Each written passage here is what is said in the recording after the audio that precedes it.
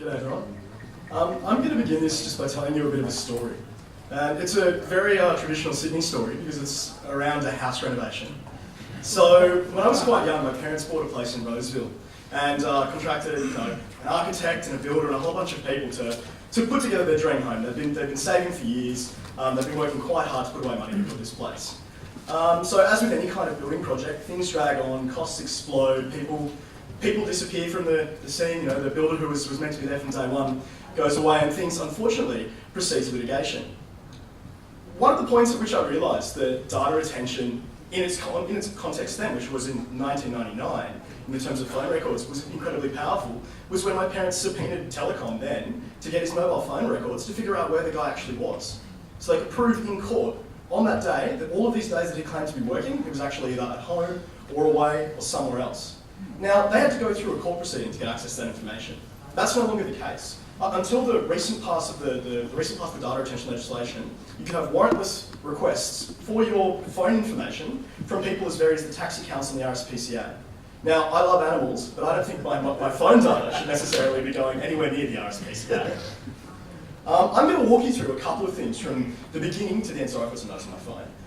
And I didn't leave the app, I think somebody did. From the beginning to the end on how to kind of get around the way that a lot of the kind of government agencies and corporations are using data that they collect on you for their own benefits. I'm going to focus primarily on government data retention because you can stop using certain companies quite easily, a thing that people on the left don't seem to understand, but there you are. So I think the first way that we should really talk about getting around people getting access to information you don't want them to have is don't talk about it. It seems simple, but the Locard principle of every contact leaves a trace applies here as well as many other different instances. If you have a secret, the best way to keep it is to keep your mouth shut. So I don't know how many of you have, I'm assuming everyone here is familiar with the Snowden revelations, right? We're all, that was 2 years ago now, right? The examples, the one that was particularly pernicious was the idea that a lot of the Silicon Valley tech companies were sharing information directly with the NSA. What it turned out to actually be is the NSA had hacked into their data centers or had planted staff in these companies to basically backdoor their systems to get information and get access. A lot of the companies have now returned to putting encryption on their data in transit, so it would be encrypted when it hit the internet, but in their own personal data center, because like in your own home, you assume a criminal's not going to be living there. You tend to not take as much kind of security precautions. They've changed those. I don't know if many of you saw recently the FBI held a hearing in the US on the now basically unbackdoorable encryption in most smartphones, complaining that this was a removal of the compact between civil society and governance from the year yada yada to now, and these people are acting like a bunch of anarchists and everything, purely because they said to law enforcement officials, well, mathematics says we can't give you access to this data, so boo-hoo, too bad, so sad. And people who work for the government are used to normally getting their own way, kicked and stamped their feet and tried to take a regulatory approach to this, but the problem is that you can't regulate the fundamental laws of mathematics. Try as hard as you will, there is no way around it. 1 + 1 will still equal 2 no matter how many pieces of legislation you pass. So the problem in this situation is that right now, the New South Wales Police or any other kind of entity that has access to this metadata could pull the phone records from probably 3 of the different towers around here and get a list of everyone that would be politically problematic over the next couple of years if a certain political agenda was pursued. So that's obviously quite worrying, the fact that we joined here in a free society, thank goodness, we're able to assemble, but that someone who doesn't require authorization collects all of our information and to tie us not only to the location we work, but to each other. So you now have, if one of us wanders up here and just gets a bit pissed at the dinner tonight and accidentally hits someone with their car, we could still be linked to that. They could basically trawl through the data to find this out. And this is the problem, is that it's not about the warrantless access necessarily, it's about data trawling.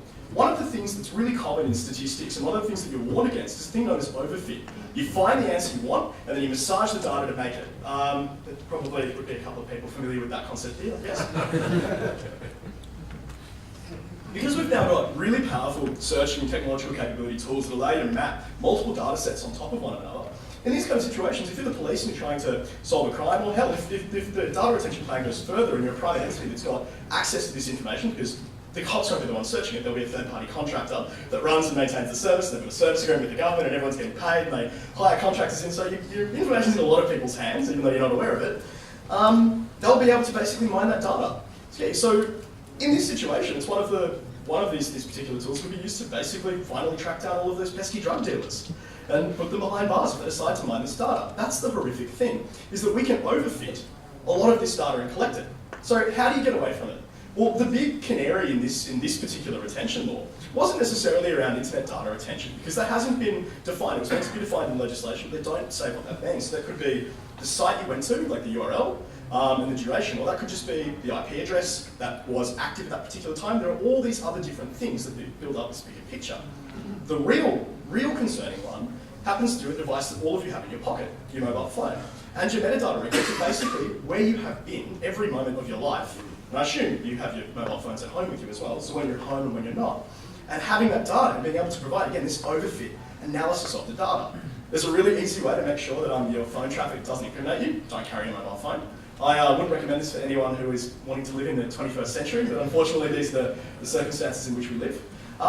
There's another alternative, and it's one that ACMA probably would frown upon, but if you could find a SIM somewhere that wasn't related to you in any way, shape or form, and use that in a different phone, say a prepaid Vodafone SIM, there would be no way of tying it back to you. Because ACMA requires you to register who you are when you purchase a SIM. I'm sure if anyone's tried to buy a mobile phone, you've gone through that process. If you could get a SIM through a means that wasn't tied to you, that's one way to get around it and still have, enjoy the benefits of modern living. Now the other element is obviously internet traffic monitoring. Now, for whatever reason, mostly due to, I assume, kind of corporate pressure to sell particular search products, here and also because the police state can never grow big enough, the government's been pushing data retention, and they've successfully had the bill pass the Senate, despite the impressive work of the LDP. And even the Greens, like, love them or leave them, I leave them, but sometimes a broken clock is somewhat correct. Broken people watch may not be okay. Internet data retention is really, really easy to get around in this country because it's basically logging all of the traffic that you route through your ISP. Really easy way to get around it, and a thing that I think Al-Qaeda's probably heard of is a VPN. Something's floated in the copyright community the other day about the idea of whether we could ban VPNs, because the reason that most Australians are aware of VPNs is they used them up until recently to watch Netflix. So this great tool that you can use to disappear from the authority of the state and get away, if you're one of those pesky kids, was used so people could watch House of Cards. The internet is magnificent and the future is incredible. A VPN stops it completely. There is nothing they can do. They can't capture the data in transit because it's encrypted. They can't watch it. All they can see is you spend a lot of time connected to strong VPN in Norway. They have no idea what you're doing. They might just be like, oh, this guy loves Norwegian. That's one really, really, really easy way to get around. And this is why it's so ludicrous that we have this private kind of court system where a government-appointed individual can tell whether journalists' metadata can be accessed, and journalists are like, well, if you turn on caller ID blocking on your phone, they can't get your metadata on your phone. It's like, are you kidding me? People have this lack of degree of technical literacy that has spread into the debate. So one of the reasons that I think a lot of this kind of brouhaha around it only built up at the end is because people finally, particularly journalists, sort of realize, oh shit, this might impact me. I'm a journalist, I'm a reporter. They shouldn't be able to do this. If only I had an outlet or some way that I could communicate to the people. That's just terrible. An unfortunate element of this reality is, of course, that these systems never get rolled back. You never have, there was a Reagan quote that was like, in a government department will never get smaller or something like that. This is the tip of the iceberg. So it's going to be metadata recording of your mobile, basically where you are and the sites you go to, but it could extend to information that's shared in transit. So the whole idea of, it's the information on the outside of the envelope is bullshit, and it needs to be basically told as bullshit. With information on the outside of an envelope, you can still find out a lot of stuff, but this isn't it. This is potentially the sites you went to, how long you were at those particular sites. That's your private information, and you have a God-given right to privacy. You have a right to have an internal life the state should have absolutely no access to and no ability to scrutinise. And this is what it will be used to do. One of the things that came out as one of the NSA revelations, very good thing, revelations, was that this was actually information that was then farmed out to other organisations through either a public tip-off, something similar, to use to discredit people. So imagine if, say, you pissed off a police officer and they went home and trawled through your entire internet search history and then anonymously emailed that to the company you work at because you pissed off a police officer. How dare you? This is the kind of future that we can potentially live in if you don't protect your own privacy. And so there's nothing we can really do about mobile phone privacy with the exception of basically breaking the law. But you can be intelligent. You can protect protect your internet history by using a VPN. You can also stop people from accessing the content of these communications by using encrypted services. It's really, really, really easy. There's a great service called Telegram that is fully encrypted and fully audited. It works end-to-end on multiple mobile platforms. If you have an iPhone and use iMessage, no one can read the content of those messages except for people that have access to those devices because of the way that the encryption system is set up. If you ever add a new device, it tells you because all the devices are telling each other, hey, I've got a new device, here are the keys so you can communicate on the internet. This has really pissed off a lot of law enforcement agencies, as you can imagine. Because previously they could just say, I want all of this information from this person, just give me this whole dump and we'll get it. And they go to a company like Telegram, they go to Apple and say, we want them messages from there. Again, sorry, mathematics means we can't do it. You can have this encrypted dump, see you in 250,000 years if you try to encrypt it. We've taken technology. The problem is that it's two sides. Technology has given us this incredible life in which we live. It's given us these services that we use daily. It's given us better ways to communicate with the people that we care about. But it's given government access to those same tools and government the ability to reduce the time cost of investigating people or of just basically trawling through data. In the 1970s, it would have been incredibly difficult to get the information of everyone in this room. Now it's the equivalent of basically clicking a couple of links in a web browser. Technology is brilliant, but technology can be dangerous. But the good thing about it is that the vast majority of people that are working in this space to protect your privacy and your security are serious about it and see the government now as an adversary. Previously, like Tim Cook, I believe, said that it was a disgrace and a disgusting disgrace that the government was basically fighting against US corporations. You'd think that the government of your land would have the back of the corporations in that land, but it appears to not be the case. They view themselves as adversaries. And so, in some ways, the information, the revelations that have come out are incredibly beneficial to us because now privacy is seen as a marketable product. Privacy is now something that you can go on a product, on a checklist and go, oh wait, I don't want to share my data with these people because I don't know where it goes.